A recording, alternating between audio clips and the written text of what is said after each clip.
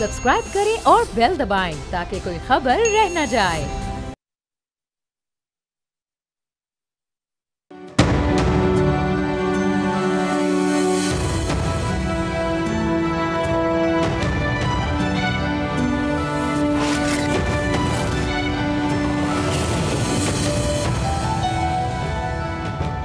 आज 5 फरवरी है, मकबूजा कश्मीर के मजलूम अवाम से इज़हार यकजहती का दिन। मकबूजा कश्मीर में जारी भारतीय मजालिम के खिलाफ एहतजाज का दिन, लाखों कश्मीरियों की शहादत को याद करने का दिन, भारतीय फौज के हाथों असमत दरी का शिकार होने वाली खवातीन की हुर्मत बहाल करने का दिन, भारतीय फौज के हाथों शहीद होने वाले मजलूम कश्मीरियों के यतीम बच्चों की दादरसी का दिन। Army chief general Asim Munir ने इस अहम दिन पर यकीन दिलाया कि कश्मीर की खातिर 3 जंगें लड़ी हैं, 10 और लड़नी पड़ी तो इंशाअल्लाह लड़ेंगे। कश्मीर कल भी पाकिस्तान का हिस्सा था, है और रहेगा।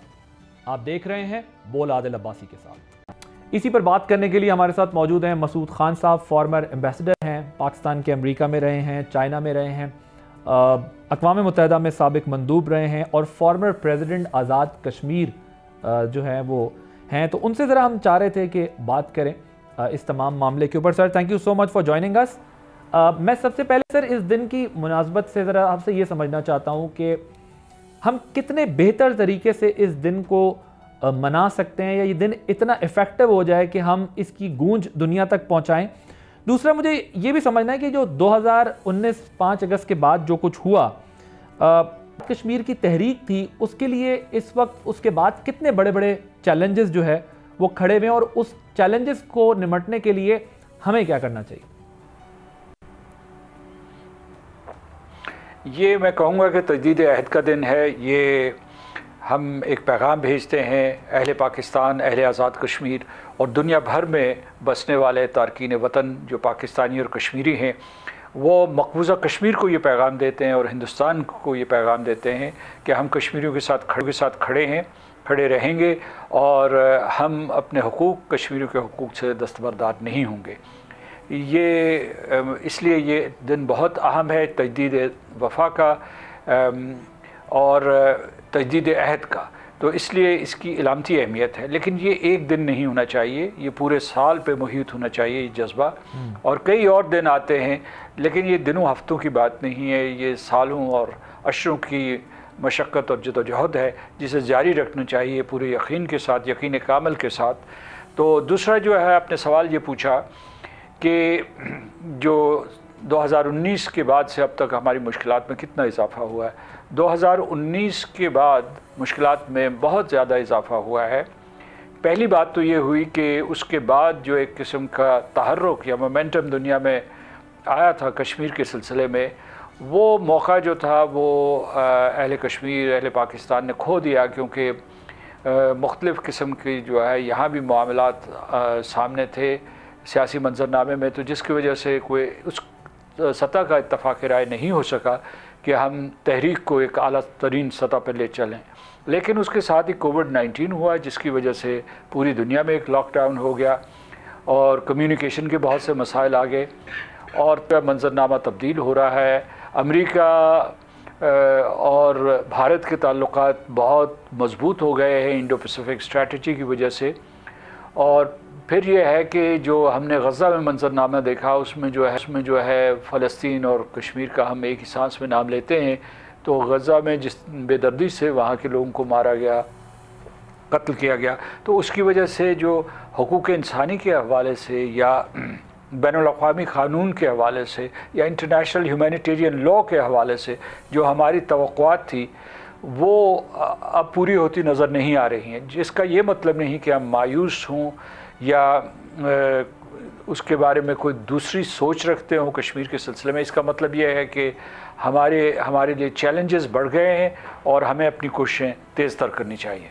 सर, अब ये keeping India's economic position and international influence in the mind, हम कैसे इस जो कश्मीर की तहरीक है इस सारे प्रोसेस के अंदर जो 2019 से पहले का स्टेटस को था उसको मेंटेन कर सकते हैं? क्योंकि आपने कुछ हवाले दिए, आपने गज़ा का भी हवाला दिया, इंटरनल हमारे चैलेंजेस का, इश्यूज़ का भी हवाला दिया, خود کچھ پرائیورٹیز چینج ہوئی, کووڈ آ گیا, سب کچھ. بٹ اب جو انڈین اکانومی کا, انڈین ڈپلومیسی کا انفلوئنس ہے آل اکراس, اس کو سامنے رکھتے ہوئے ہمیں اب اپنے ڈپلومیٹک فرنٹ پہ اس سارے کیس کو کیسے لڑنا چاہیے کہ ہم 2019 سے پہلے والا سٹیٹس بحال کروا سکیں؟ چین جب سن 1949 میں آزاد ہوا اور اس کے بعد انہوں نے ایک نئی حکومت قائم کی, تو 50 کی دہائی میں اور 60 کی دہائی میں, بلکہ 70 کی دہائی تک چین کمزور تھا معاشی اعتبار سے, لیکن اس کے جو موقف تھا وہ اس سے دستبردار نہیں ہوا. وہ ہانگ کانگ سے متعلق ہو, تائیوان سے متعلق ہو, یا تبت سے متعلق ہو. تو یہ یاد رکھنا چاہیے کہ قوموں کی زندگی میں اتار چڑھاؤ آتا رہتا ہے.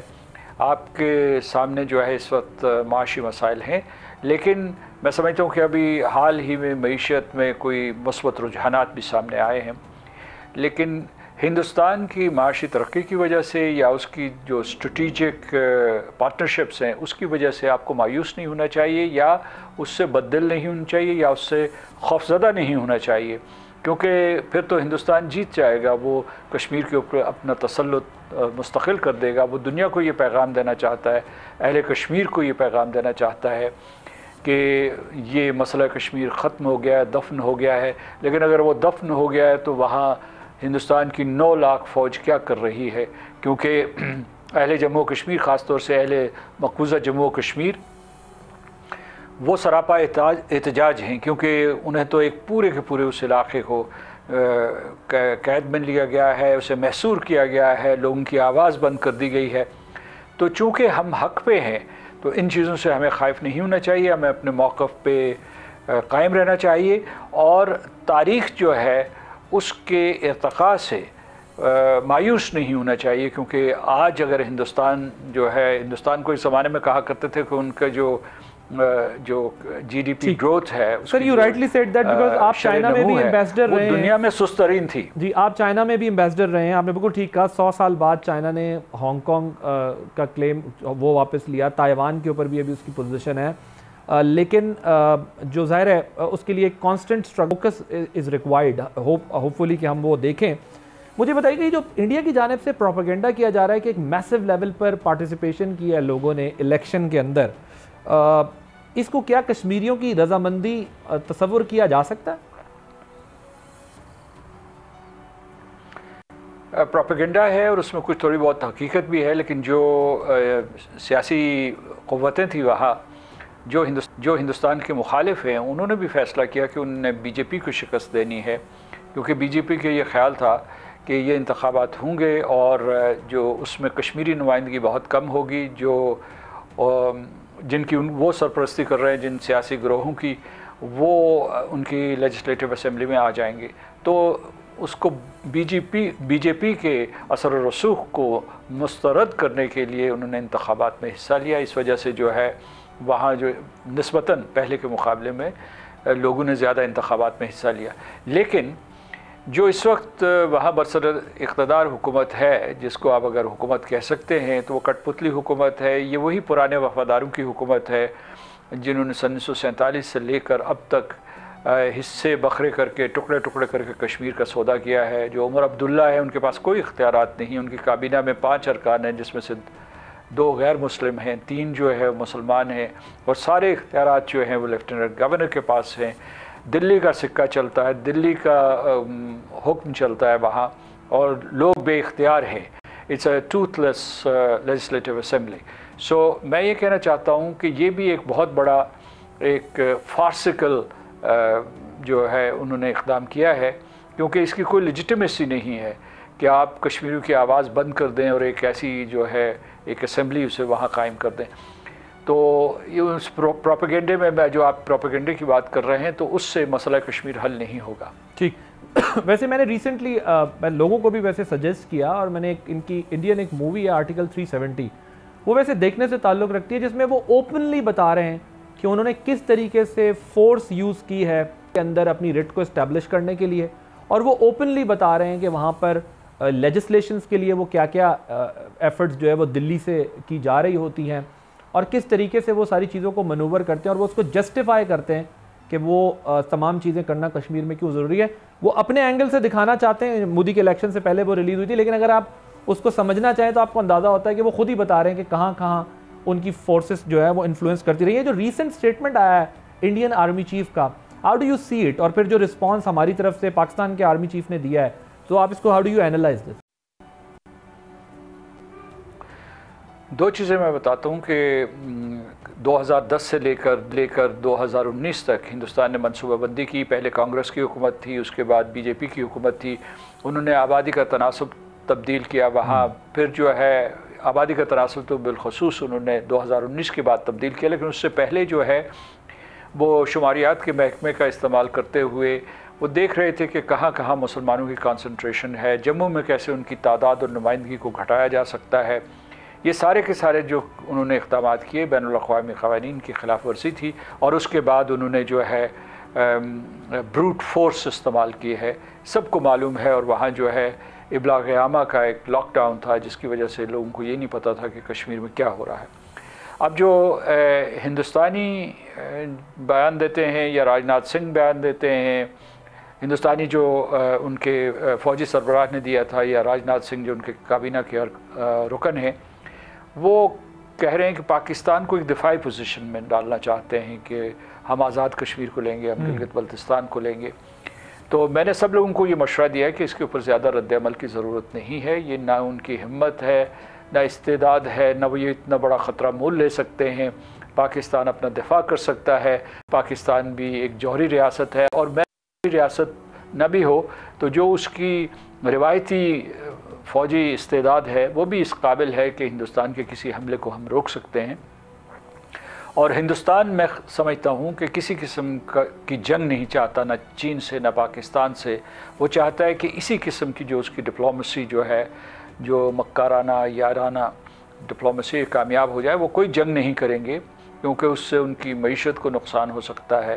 اور یہ جو ہے آزاد کشمیر اور گلگت بلتستان کے علاقوں کی طرف نگاہ بھی اٹھا کر دیکھنا ان کے لیے, انہیں معلوم ہے کہ یہ ان کے لیے ممکن نہیں ہے.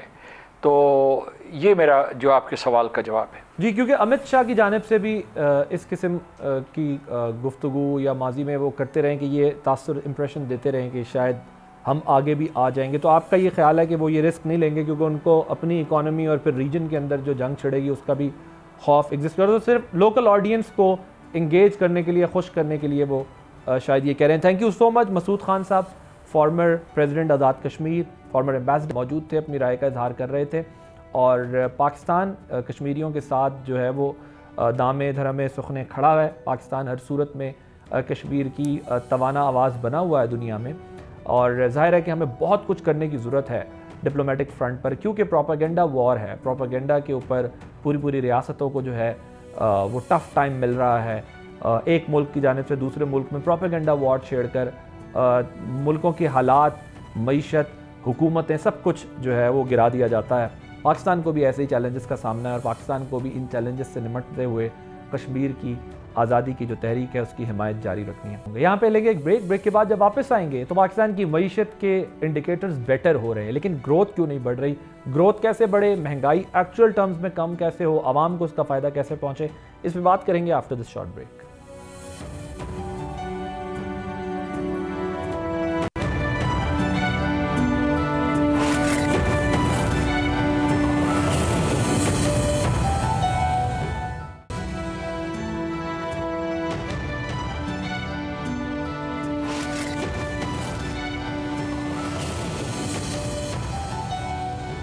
Welcome back. حالیہ برسوں میں پاکستان نے معاشی استحکام اور ترقی کی جانب ایک تبدیلی کا سفر شروع کیا ہے. پائیدار اور جامع ترقی کے لیے مضبوط بنیاد بنانے کے لیے اصلاحات کا فیصلہ بھی کیا گیا. آج ان کوششوں کے کچھ نتائج بھی ہمارے سامنے ہیں. اگر انفلیشن پر نظر ڈالیں تو وہ 9 سال کی کم ترین سطح پر ہے. ایکسٹرنل اکاؤنٹ میں بھی بہتری آئی ہے. ایکسپورٹس, انویسٹمنٹس اور ریمیٹنسز میں بھی اضافہ ہوا ہے. گزشتہ 1 سال میں کیا بہتری آئی ہے, جانیے اس رپورٹ میں. ملک کی مجموعی معاشی آؤٹ لک مثبت ہے, جس کے حصول کے لیے حالیہ برسوں میں پاکستان کی عوام نے بڑی قربانیاں دی. سخت ترین معاشی مشکلات کا سامنا بھی کیا ہے, لیکن پائیدار ترقی کی منزل ابھی بھی نہیں ملی ہے. आगे क्या चैलेंजेस हैं, देखते हैं इस रिपोर्ट में। दुनिया इस वक्त मुआशी सुस्तरवी का शिकार है। IMF के मुताबिक 2025 और 26 में आलमी मुआशी तरक्की की रफ्तार 3.3% होगी, जो कि 3.7 की तारीखी एवरेज से कम है। डोनाल्ड ट्रंप के ओहदा संभालने के बाद ट्रेड वॉर के इम्कानात और बढ़ गए। इन हालात में पाकिस्तान को अपनी मुआशी कामयाबियों को मजबूत करते हुए आगे बढ़ना होगा। इसके लिए पाकिस्तान के निजी शोबे का रोल बहुत इंपॉर्टेंट है। पाकिस्तान का निजी शोबा क्या सोच रहा है और इसमें क्या बेहतरी कर सकता है, इसी पर बात करने के लिए हमारे साथ इस वक्त मौजूद हैं मारूफ बिजनेसमैन हैं आरिफ हबीब साहब। Sir, thank you so much for joining us. मुझे ये बताइएगा कि इस वक्त जो हमारे इकोनॉमिक इंडिकेटर्स हैं उसमें हमें कुछ स्टेबिलिटी दिखाई दे रही है, इन्फ्लेशन, इंटरेस्ट रेट कम हुआ है। अब मसला हमारे सामने जो है वो ग्रोथ का है। ग्रोथ को इंक्रीज करने के लिए प्राइवेट सेक्टर का बड़ा इंपॉर्टेंट रोल हो सकता है, तो कैसे हम अपनी ग्रोथ को इंक्रीज कर सकते हैं? Your take on. आपने बिल्कुल सही कहा। देखिए, इकोनॉमी के दो हिस्से हैं। एक तो है गवर्नमेंट के फाइनेंसेस, तो ये जो मैक्रो इकोनॉमिक स्टेबिलिटी हम कहते हैं, तो उससे जो है वो गवर्नमेंट के फाइनेंसेस में बेहतरी आई है। आपने देखा कि हमारा जो बजट डेफिसिट पिछले साल 8% के करीब चला गया था, इस दफा जो है वो रन रेट जो चल रहा है वो 4.5% के करीब चल रहा है। इन्फ्लेशन नीचे आ गया, इंटरेस्ट रेट नीचे आ गए, ये इसमें जो है फिर रुपए की कदर में जो है वो स्टेबिलिटी रही। तो ये सब जो है गवर्नमेंट फाइनेंसेस में बेहतरी आई है। और आप बिल्कुल सही कह रहे हैं कि अभी बिजनेसेस में वो ग्रोथ नहीं हम देख सके हैं कि जो होनी चाहिए, और उसके लिए जो है वो हुकूमत को मजीद इक़दामात करने की ज़रूरत है। और उसमें उन्होंने कुछ जो है ये LC ओपनिंग में भी ईजिंग की है, स्टॉक मार्केट जो है वो बड़ी है, अब ये कंस्ट्रक्शन पैकेज पे काम हो रहा है, एग्रीकल्चर को जो है वो की ग्रोथ के लिए काम हो रहा है। तो आई थिंक ये सब जो इनिशिएटिव्स हैं, उन इनिशिएटिव्स की बेसिस पर जो है वो बिजनेसेस में ग्रोथ आएगी, और बिजनेसेस में ग्रोथ आएगी तो फिर GDP में ग्रोथ आएगी, और जब ये ग्रोथ आएगी तो फिर लोगों के लिए एम्प्लॉयमेंट अपॉर्चुनिटीज बढ़ेंगी, वेजेस में फिर जो है वो इजाफा होगा। तो जो अब इन्फ्लेशन हो चुका है, क्योंकि अभी हम जब ये कहते हैं कि इन्फ्लेशन कम हो गया, तो इन्फ्लेशन मजीद महंगाई का रेट कम हो गया। जो पिछली महंगाई हो गई है वो तो एग्जिस्ट करती है, तो हमें जो महंगाई हो गई है उसको डील करने के लिए लोगों को ज्यादा रोजगार के मौके अवेलेबल करने होंगे, जिसकी वजह से जो है उनको उस महंगाई को डील करना उनके लिए फिर आसान हो जाएगा। राइट सर, आप जो गवर्नमेंट की टैक्स रिफॉर्म्स टास्क फोर्स है उसका अभी आप हिस्सा हैं, उसके भी आप मेंबर हैं। अब जो गवर्नमेंट की स्ट्रेटजी है वो तो आपने बिल्कुल यू राइटली सेड दैट कि वो वहाँ के जो करने की चीज़ें थी वो मैक्रो इंडिकेटर्स में हमें नज़र आ रही हैं, लेकिन हम ये देख रहे हैं कि अगर इंटरेस्ट रेट गवर्नमेंट कम कर रही है तो डेफिनेटली उसका टारगेट ये है कि इन्वेस्टमेंट्स आएँ। ये जो हमारे इंटरेस्ट रेट अभी कम हुआ है पिछले दिनों में, उस हिसाब से इन्वेस्टमेंट जो है प्राइवेट सेक्टर की नहीं हो रही, उसकी क्या वजह है? आई थिंक देखिए, सबसे पहली बात तो ये है कि अभी जो हमारी मुख्तलिफ जो सेक्टर्स ऑफ इंडस्ट्रीज हैं वो उनकी कैपेसिटी जो है अंडर यूटिलाइज्ड है। फॉर एग्जांपल सीमेंट 40% कैपेसिटी पे चल रहा है, स्टील 40-45 पे चल रहा है, ये जितने भी कंस्ट्रक्शन मटेरियल हैं, tiles, cables, glass etcetera etcetera, even इस वक्त जो है वो टेक्सटाइल भी जो है वो अंडर कैपेसिटी चल रहा है। तो पहले तो जो है वो इनकी कैपेसिटी यूटिलाइजेशन इम्प्रूव करनी चाहिए। जब इनकी इम्प्रूव करेगी तो फिर और कैपेसिटी की रिक्वायरमेंट होगी, तो फिर जो है वो इन्वेस्टमेंट होगी। फिर जो बड़े एरियाज हैं कि जिसमें अगर हम रिफाइनरी की बात करें या माइनिंग की बात करें, उसमें भी वो चूंकि लार्ज टिकट आइटम्स होते हैं तो उसमें एक थोड़ा सा वक्त लगता है, और उसके अंदर जो है फिर दूसरा ये PIA की प्राइवेटाइजेशन में अपॉर्चुनिटीज होंगी इन्वेस्टर्स के लिए। फिर ये PNSC की प्राइवेटाइजेशन की बातें हो रही हैं, दूसरी जो डिस्कोस की प्राइवेटाइजेशन की बात हो रही है, तो ये वहाँ फिर इन्वेस्टमेंट अपॉर्चुनिटीज होंगी, बट ये in due course of time achieve हो सकेगा। ये with the push of the button नहीं होगा, बट ये कि ये टाइम टेकिंग चीजें हैं। जहाँ तक स्टॉक मार्केट का ताल्लुक है, यस, जो फॉरेन पोर्टफोलियो इन्वेस्टर्स हैं उन्होंने अपनी विड्रॉ वो हो गए थे, अब उम्मीद करनी चाहिए कि वो दोबारा मार्केट में री इंटर होंगे। ये नया साल शुरू हुआ है और नए साल में پھر ہم جو ہے وہ فرنٹیئر مارکیٹ میں ہیں، اور فرنٹیئر مارکیٹ میں ہمارا ویٹ ایک ریزنیبل ہے، تو اس میں ایسا محسوس ہوتا ہے کہ وہ they will not be able to ignore the Pakistani market.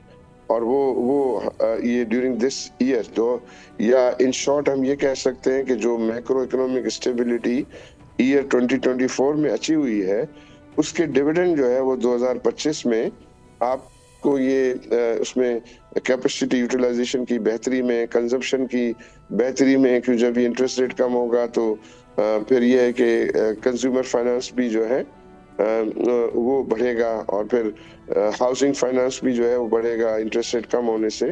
تو اس سے پھر اکنامی میں ڈیمانڈ بڑھے گی، اور اکنامی میں جب ڈیمانڈ بڑھے گی تو جس طرف آپ چیزوں کی نشاندہی کرتے ہیں ان میں پھر بہتری جو ہے کہ امید کرنی چاہیے. تو عارف صاحب ذرا یہ سمجھائیے گا کہ ٹریڈیشنلی ہم نے دیکھا ہے کہ ایگریکلچر اور انڈسٹریل جو زونز ہیں اس کے اندر ہمارے ہاں گروتھ آتی ہے تو پھر ذرا اکانومی ہماری شیپ اپ ہوتی ہے، اور جس کچھ سیکٹرز کا آپ نے حوالہ دیا، لیکن جو میں امپریشن لے رہا ہوں اس میں کنسٹرکشن کو بھی آپ بہت امپورٹنس دے رہے ہیں، لیکن ہم نے یہ دیکھا ہے کہ اس میں ذرا کیش میں ڈیلنگ ہوتی ہے، اس کا ڈائریکٹ امپیکٹ اس طریقے سے یا فائدہ اس طریقے سے نہیں ہو رہا ہوتا جو کنسٹرکشن ریل اسٹیٹ سیکٹر ہے جس طریقے سے دوسرے سیکٹرز کا ہوتا ہے ملک کو. How would you respond to that? نہیں، آئی تھنک یہ ایک مس انڈرسٹینڈنگ ہے. مس انڈرسٹینڈنگ یوں ہے کہ جو جن سیکٹرز کی آپ نے بات کی، ایگریکلچر لاسٹ ایئر اچھا تھا لیکن اس سال انفارچونیٹلی اتنا اچھا نہیں ہے. پھر یہ کہ یہ آئی ٹی ہے، وہ بھی آئی تھنک ایسا ایریا ہے کہ جہاں جو ہے وہ اپورچونیٹیز لوگوں کے لیے ہے. کنسٹرکشن جو ہے وہ ایسا ایریا ہے، سیکنڈ لارجسٹ وہ امپلائر ہے، گورنمنٹ کے ریونیوز میں کنٹریبیوٹ کر رہا ہوتا ہے، پھر اتنی ساری انڈسٹریز کو سپورٹ کر رہا ہوتا ہے. اور یہ جو ریئل اسٹیٹ جب بات ہوتی ہے تو اس کے دو سیگمنٹ ہیں. ایک ریئل اسٹیٹ میں پرچیز سیل آف پلاٹس ہے جو انڈیزائربل ہے، لیکن جو کنسٹرکشن ہے وہ تو بہت ہی نوبل ہے، کیونکہ اس سے جو ہے وہ اس کا امپلائمنٹ جنریشن میں، جاب کریشن میں بہت اہم رول ہے. جیسے میں نے بتایا کہ وہ سیکنڈ لارجسٹ جو ہے، اس کی جو ہو یہ رہا ہے کہ جو اینڈ بائر ہے، اینڈ یوزر ہیں، ان کے پاس جو ہے وہ ویلتھ ریکنسیلیٹڈ پیسے نہیں ہوتے اپنے گھر خریدنے کے لیے. تو وہ یہ کہتے ہیں کہ ہم اگر جو ہے ہمارے پاس چونکہ ویلتھ ریکنسیلیٹڈ اماؤنٹ نہیں ہے تو ہم کیش میں آپ کو دیں گے. لیکن وہ ٹیکسز میں کوئی کمپرومائز نہیں ہوتا، وہ ٹیکسز تو سارے پے کر رہے ہوتے، بٹ وہ جو کنسٹرکشن پھر جو ڈیولپر ہے چونکہ اس کو کیش مل رہا ہوتا ہے تو وہ بھی اپنا سائیکل آگے کیش میں چلاتا ہے، تو جس سے کنسٹرکشن مٹیریل کی پرچیز وغیرہ بھی کیش میں جو ہے کی جاتی ہے. تو اس کو بھی ایڈریس کرنے کے لیے، کاؤنٹر کرنے کے لیے ہم نے ان کو یہ مشورہ دیا گورنمنٹ کو کہ پہلے 50 ملین یا 5 کروڑ تک کی جو اگر کوئی گھر، آفس، دکان خریدتا ہے تو اس سے ویلتھ ریکنسیلیشن نہ مانگا جائے.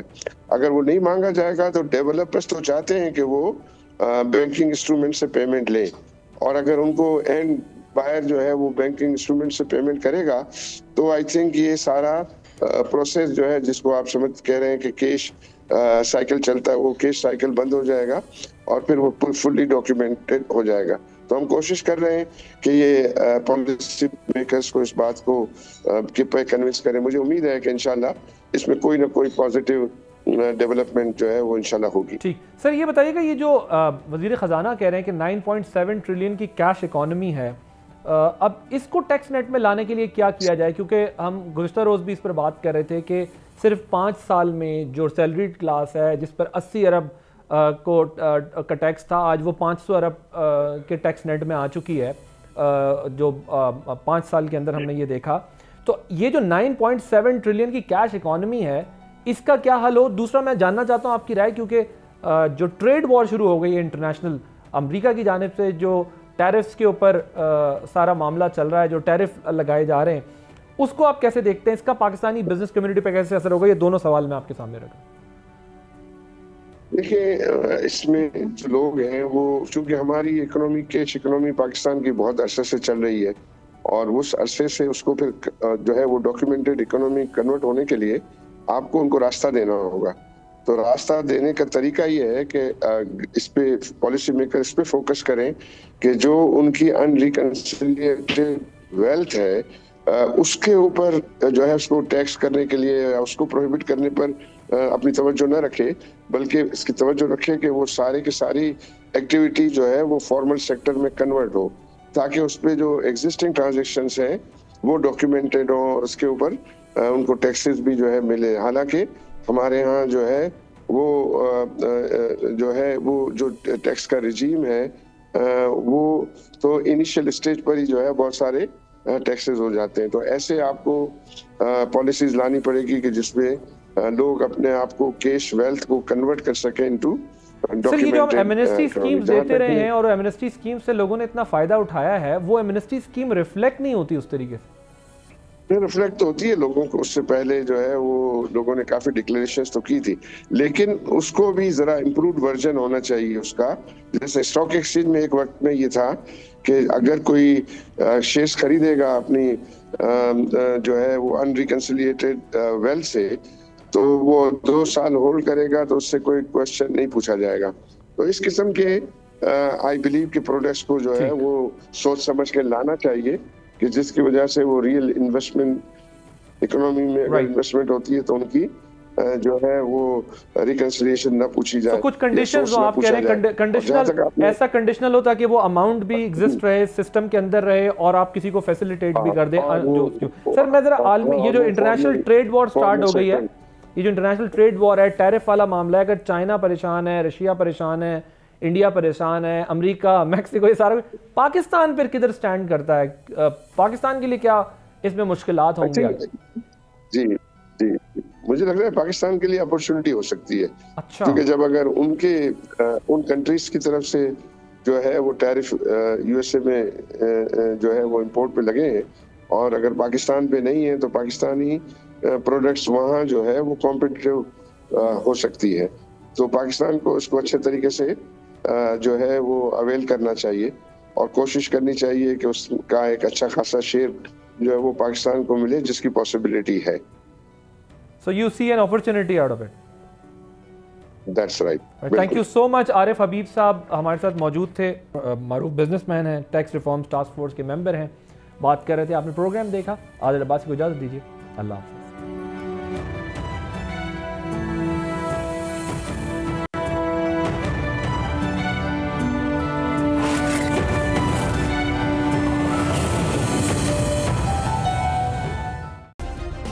سبسکرائب کریں اور بیل دبائیں تاکہ کوئی خبر رہ نہ جائے۔